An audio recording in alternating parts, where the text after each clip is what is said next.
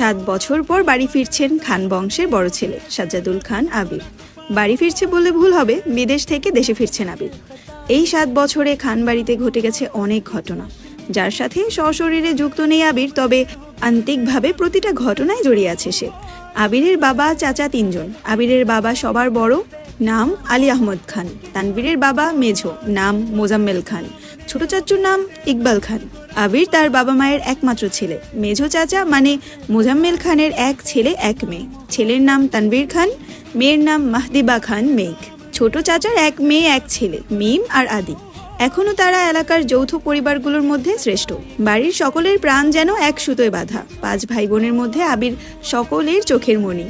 আবিরের জন্মের পর তার বাবা মা দ্বিতীয় সন্তান নেওয়ার চিন্তা করেননি। এইচএসসি পর্যন্ত সে বাড়িতেই ছিল সবার নয়নের মণি। আবিরের চাঞ্চল্যে মেতে থাকতো খানবাড়ি। আচমকা যেন পরিবেশটা পাল্টে গিয়েছিল। 18 বছর বয়সে আবিরের হঠাৎ করে স্কলারশিপে বিদেশ পড়তে যাওয়া বাড়িতে সকলের সাথে শারীরিকভাবে যেমন দূরত্ব বেড়েছিল, তেমন দূরত্ব বেড়েছিল মানসিকতার। 7 বছর পূর্বের আবিরের সাথে বর্তমান আবিরের আকাশ পাতাল পার্থক্য।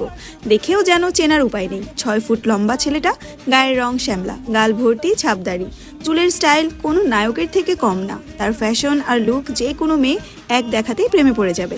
প্রেমে পড়ে যাবে ঠিক না, পড়তে বাধ্য। প্লেনে বসে আবির অবলীলায় ভেবে যাচ্ছে অতীতে ফেলে আসা স্মৃতিগুলো। সেই চাঞ্চল্যকর মুহূর্তগুলো এখন শুধুই স্মৃতির পাতায়। মাকে রেখে এসেছিল সেই যৌবনের প্রথম দিক, যখন তার বয়স ছিল মাত্র 18। সেই সময় মাই ছিল তার একমাত্র বন্ধু। আজ সে 24 বছরের যুবক। এতগুলো বছরের একটা দিনও বাদ যায়নি যে মায়ের সাথে ফোনে কথা বলেনি সে। বাড়ির সকলের সাথেই মোটামুটি কথা বলার চেষ্টা করেছে। ছোটবেলার স্মৃতিগুলো ভাবতে ভাবতে দেশে পৌঁছে গিয়েছে আবির। এয়ারপোর্টে আবিরের বাবা আলী আহমদ খান আর তানভীর দাঁড়িয়ে আছে। তানভীর সম্পর্কে তার চাচাতো ভাই আর বয়সে 2 বছরের ছোট, কিন্তু দুইজনের বেস্ট ফ্রেন্ড আর কলিজার বন্ধু। তানভীর আবিরকে দেখেই দৌড়ে এসে জড়িয়ে ধরলো। এই 7 বছরে একবারের জন্য বাড়ি ফেরেনি আবির, তবে প্রতিনিয়ত কথা হতো আবির তানভীরের। আবির তার আব্বুকে সালাম করে জড়িয়ে ধরে। তারপর বাড়ি ফিরে 3 জন। বাড়িতে যেন হই হই রই রই ব্যাপার।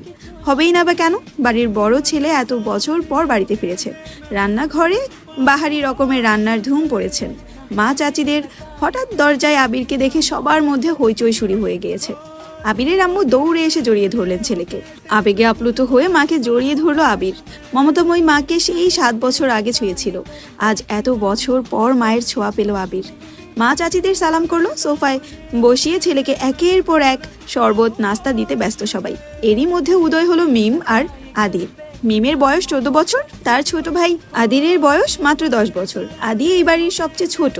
আবির যখন দেশ ছেড়েছিল তখন আদির 3 বছর বয়সের ছিল মাত্র। ভিডিও কলে দেখতে দেখতে ভাইকে সেই একটু একটু করে চিনে দৌড়ে এসে জড়িয়ে ধরেছে ভাইকে। আবিরও জড়িয়ে ধরেছে আদিকে। মিম ও আবিরের পাশে বসেছে, খোশ গল্প করছে সবাই মিলে। আদি জিজ্ঞেস করছে, ভাইয়া আমার জন্য কি এনেছো? আবির যেই না উঠতে যাবে, মা চাচিরা উঠতে দিচ্ছে না। আগে শরবত খাবি, তারপর উঠবি। আবির তানভীরের দিকে তাকিয়ে বলল, ওই লাগেজটা নিয়ে আয় তো। তানভীর একটা লাগেজ টান দিতে যাবে, আবির আচমকা বসা থেকে দাঁড়িয়ে গেল। ওটাতে ছবি না। তানভীর সহবাড়ি সকলে যেন অবাক হয়ে গেল। আবির আবার ঠান্ডা গলায় বলল, পাশের লাগেজটা নিয়ে আয়। তানভীরও তার কথার মতো লাগেজ নিয়ে আসলো। লাগেজ খুলে যে যার মতো জিনিস বের করছে আর জিজ্ঞেস করছে, এটা কার, ওইটা কার। আবির শরবত খেতে খেতে উত্তর দিচ্ছে। আদির জন্য বিদেশি দামি দামি খেলনা, মিমের জন্য ড্রেস, কসমেটিক্স, বক্স, মা কাকিদের জন্য অনেক গিফট, তানভীরের জন্য মোবাইল, একটা ল্যাপটপ আর অন্যান্য গিফট। আরেকটা ল্যাপটপ আছে। মিম জিজ্ঞাসা করছে, ভাইয়া এই ল্যাপটপটা কি তোমার? আবির উত্তর দেয়, না, এটা মেঘের। মেঘের মা হালিমা খান জিজ্ঞেস করলেন, মেঘের ল্যাপটপ কি দরকার বাবা? আবির বলল, ওর তো এইচএসসি পরীক্ষা শেষ, সামনে অ্যাডমিশন টেস্ট আছে, অনেক কিছু জানার বা পড়ার দরকার আছে। মোবাইল দেখে পড়ার থেকে ল্যাপটপে সুবিধা হবে বেশি, তাই নিয়ে আসলাম। তখনই মিম বলে উঠল, আমার জন্য নিয়ে আসতা একটা। আবির অবলীলায় হেসে উত্তর দেয়, তোর 18 বছর বয়স হলে তোকেও কিনে দিব, চিন্তা করিস না। মিম খুশিতে গদগদ হয়ে বলল, ধন্যবাদ ভাইয়া। বাড়ির হইচই শুনে ঘর থেকে বের হলেন ছোট চাচা ইকবাল খান। আবির চাচুকে দেখেই সালাম করতে যায়। চাচু বাধা দিয়ে জড়িয়ে ধরলেন ভাতিজাকে। ইকবাল খান বাড়ির সকলের দিকে এক পলকে তাকিয়ে নরম স্বরে বললেন, এতদিনে এই বাড়িটা পরিপূর্ণ হলো। ইকবাল খানের জন্য আনা উপহার আবির নিজ হাতে চাচুকে দিল। বাকিদের জিনিসগুলোও একটা একটা করে দিল আবির। মেঝো চাচু মানে মোজাম্মেল খান বাসায় নেই, তাই ওনার জন্য আনা গিফট যত্ন করে রেখে দিল আবির। লাগেজে পড়ে আছে একটা বক্স, যেটা র্যাপিং পেপারে মোড়ানো, আর একটা শপিং ব্যাগ। আদি জিজ্ঞেস করছে, ভাইয়া এটা কার? আবির ল্যাপটপের পাশের বক্সটা আর শপিং ব্যাগটা রেখে দিয়ে উত্তর করলো, এগুলো মেঘের, দিয়ে দিও, আমি রুমে যাচ্ছি। ইকবাল খান এক পলক সবার দিকে তাকিয়ে জিজ্ঞেস করলো, মেঘ কোথায়? হালিমা খান উত্তর দিলেন, ও তো কোচিংয়ে গেছে, এতক্ষণে তো চলে আসার কথা। আবির বাকি দুইটা লাগেজ নিয়ে উঠতে চাচ্ছিল, হঠাৎ পিছন ফিরে মায়ের দিকে তাকিয়ে প্রশ্ন করলো, আমি কোন রুমে থাকবো? ছেলের এমন প্রশ্নের জন্য মা হালিমা খান হতভম্ব হয়ে পড়লেন।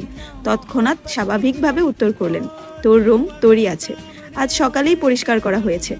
আবির কোনো কথা না বলে দুই লাগেজ নিয়ে উঠতে গেলে তানবীর এগিয়ে আসে, আমায় দাও, আমি নিয়ে যাচ্ছি।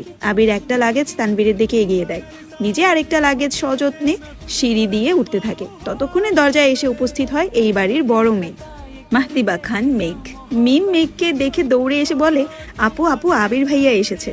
মেঘ সিঁড়ির দিকে তাকায়, লম্বা স্বাস্থ্যবান সুপুরুষ দেহি একজন হাতে লাগেজ নিয়ে সিঁড়ি দিয়ে উঠছে, শুধু পিছনটা দেখা যাচ্ছে। মেঘ ভিতরে ঢুকে সবার হাতে গিফট দেখে এদিক সেদিক তাকায়। ততক্ষণে আবির নিজের রুমে চলে গিয়েছে।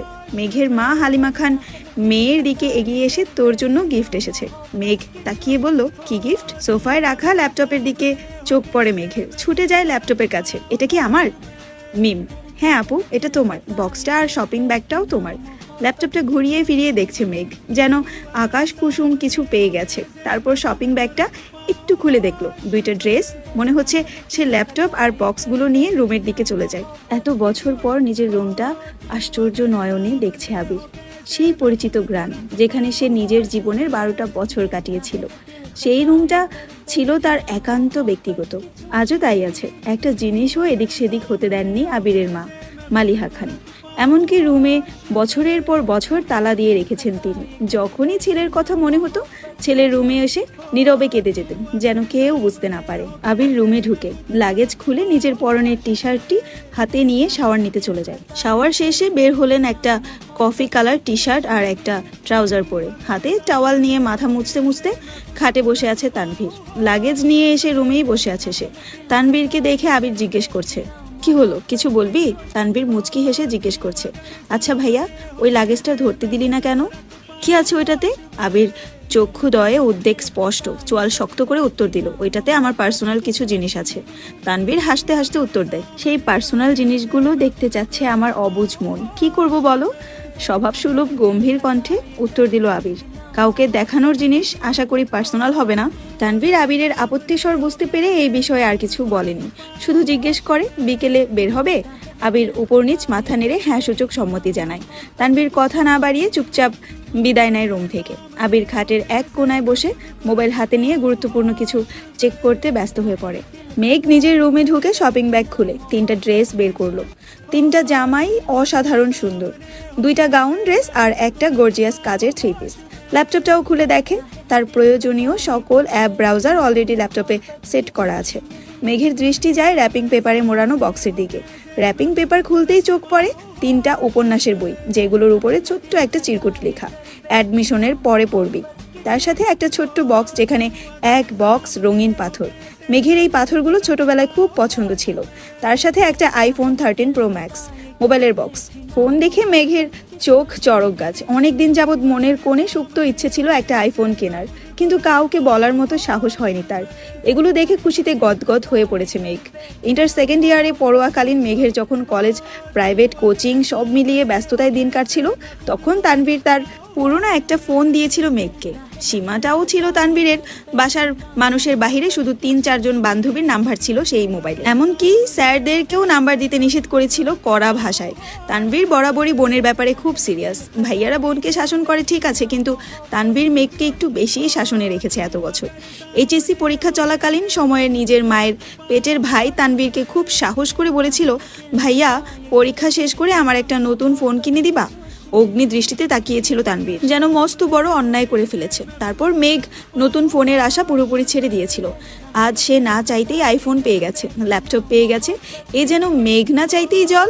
আনমনে ভাবছে, মনে হয় তানভীর ভাইয়া বলেছে ফোন আনতে আর ল্যাপটপ আনতে, না হলে উনি কিভাবে জানবে আমার ফোন নেই। হ্যালো, আসসালামু আলাইকুম এভরিওয়ান, আমি জান্নাত রহমান, আপনারা আমার কণ্ঠে শুনছেন আমি তো ভালোবাসি তোকে উপন্যাসের প্রথম পর্ব, যেটা লেখিকা হচ্ছে সালমা চৌধুরী। আমার কণ্ঠে যদি গল্পটা আপনাদের ভালো লেগে থাকে অবশ্যই শেয়ার করে দিবেন এবং ফলো দিয়ে পাশে থাকবেন, যাতে করে সবগুলো পর্ব সবার আগে আপনাদের কাছে পৌঁছায়। সবাই ভালো থাকবেন, সুস্থ থাকবেন, আর আমাকে অবশ্যই জানাবেন এই গল্পটি আপনাদের কাছে কেমন লেগেছে।